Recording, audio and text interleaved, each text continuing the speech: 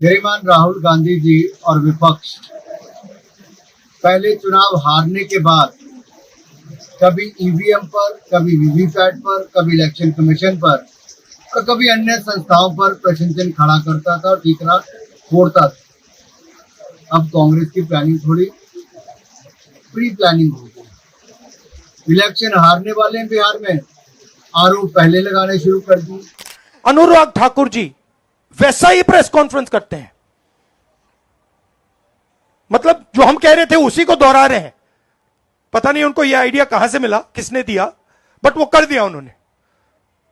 मगर चुनाव आयोग उनसे एफिडेविट नहीं मांगता है।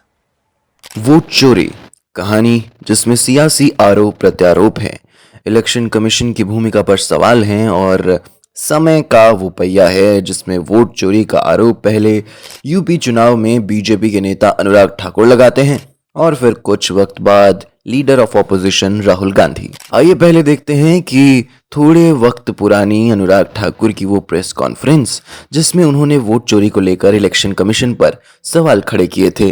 आप रायबरेली नाम तो सुना होगा आपने, राहुल जी ने भी सुना होगा। रायबरेली में मोहम्मद कैफ खान, बूथ नंबर 83, 151, 218, सब जगह इनका नाम है।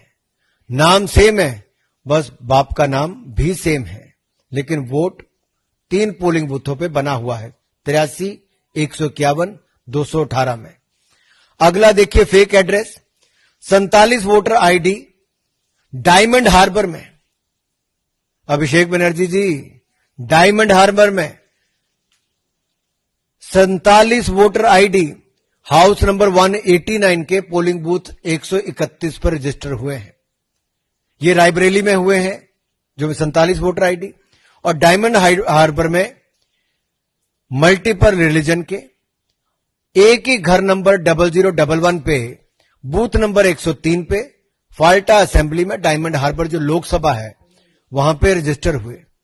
और नाम भी अगर आप पढ़ेंगे तो अगर रायबरेली के पढ़ूं तो मोहम्मद इस्लाम है, मोहम्मद इरफान है, मोहम्मद कासिम है, फिर साफिया मोहम्मद कासिम है, फकरून निहा है, मोहम्मद कबीर है, श्रीमती फरीदा बानो है, शकील अंसारी है, मोहम्मद अयूब है, सबनम है। ये सारे नाम रायबरेली के हैं। राहुल जी को कभी ये नाम नहीं दिखे, सोनिया जी को कभी ये नाम नहीं दिखे कि 47 वोटर आईडी एक ही घर पे कैसे आए। राहुल जी, आप तो कई सालों से वहां पे वोट मांग रहे हो। जो आप ज्यादा उम्र के वोटर्स की बात करते हैं तो कैसे निलंबर में, वायनाड में, और वायनाड में तो मुझे भाई साहब श्रीमान राहुल गांधी जी 2 बार चुनाव लड़े, श्रीमती प्रियंका गांधी जी 1 बार चुनाव लड़ी। तो दोनों से मैं पूछता हूं, ये जो नए वोटर की एडिशन हुई है 102, 101 साल, 99 साल, ये नए वोटर है, तो आपने तो 3 बार वोट ले लिया भाई। तो क्या आपने अपने बीएलए से, अपने पोलिंग बूथ एजेंट से, या आपने वोट मांगे, आपने कभी नहीं देखा? अब leader of opposition Rahul Gandhi ने चुनाव आयोग पर वोट चोरी का आरोप लगाया तो इलेक्शन कमीशन ने लंबी चौड़ी प्रेस कॉन्फ्रेंस कर ये कहा। सारे मीडिया के समक्ष ये कहना कि अगर मतदाता सूची में आपका नाम एक बार और है तो आपने 2 बार मतदान किया होगा और कानूनी अपराध किया होगा, और मेरे सारे मतदाताओं को अपराधी बनाना और चुनाव आयोग शांत रहे, संभव नहीं। हलफनामा देना होगा या देश से माफी मांगनी होगी, तीसरा विकल्प नहीं है। आपके माध्यम से मैं यह भी कहना चाहता हूं, अगर 7 दिन में हलफनामा नहीं मिला तो इसका अर्थ ये सारे आरोप निराधार हैं और हमारे मतदाताओं को यह कहना कि वो फर्जी हैं, इसके ऊपर जो भी इस बात को बोल रहा है उसको माफी मांगनी चाहिए। अब राहुल गांधी चुनाव आयोग पर यह आरोप लगा रहे हैं कि जिस तरह उनके द्वारा लगाए गए वोट चोरी के आरोप पर इलेक्शन कमीशन ने उनसे एफिडेविट मांग लिया, वैसे ही अनुराग ठाकुर से क्यों नहीं मांगा गया। देखिए, चुनाव आयोग की पोजीशन आपको क्लियरली दिख जानी चाहिए। मैंने कर्नाटक में महादेवापुरम में उनके सामने डेटा रखा, ब्लैक एंड व्हाइट, उन सवालों का आज तक एक जवाब नहीं आया है। 1 लाख फर्जी वोटर कहां से आए, कैसे आए, कौन थे, उसका जवाब इलेक्शन कमीशन ने नहीं दिया। मैं प्रेस कॉन्फ्रेंस कर रहा था, करते हुए इलेक्शन कमीशन कहता है कि राहुल गांधी को एफिडेविट देना चाहिए, और अगर एफिडेविट नहीं दिया तो हम एक्सेप्ट नहीं करेंगे।